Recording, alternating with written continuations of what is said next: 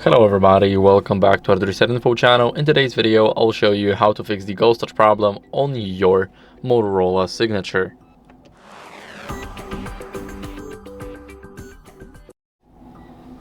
So first, what you guys want to do is remove the screen protector or a case, and let me explain why.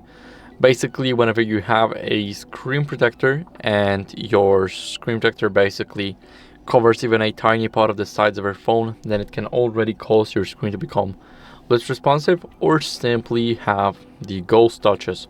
So what are ghost touches exactly? Whenever you don't do anything on your phone, so you're not doing anything, and then something just clicks. So for an example, Instagram or Copilot, anything. It could be right here, it also could be right here, or simply anywhere on the screen. So that's how a ghost touch works in short. Now, if it's covering even a tiny part of the side, your screen protector, then it can be the reason of the ghost touch because it's not applied properly. Now, for the case, if your case is covering even a tiny part of the screen, this one won't, because as you guys can see, it's designed by Motorola, so we definitely can stop including the case in it. But when you do not have the original one, but you're using a third-party case, then make sure that you're not covering the even a tiny part of the screen, because of course it can also go and do some ghost touches. Now, what you guys want to do next is clean your screen to remove any debris or moisture. It also might be the issue for the ghost touches.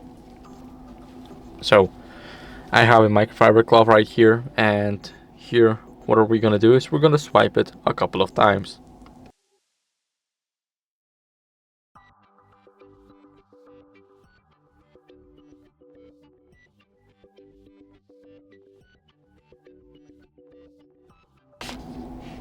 So, it's pretty now.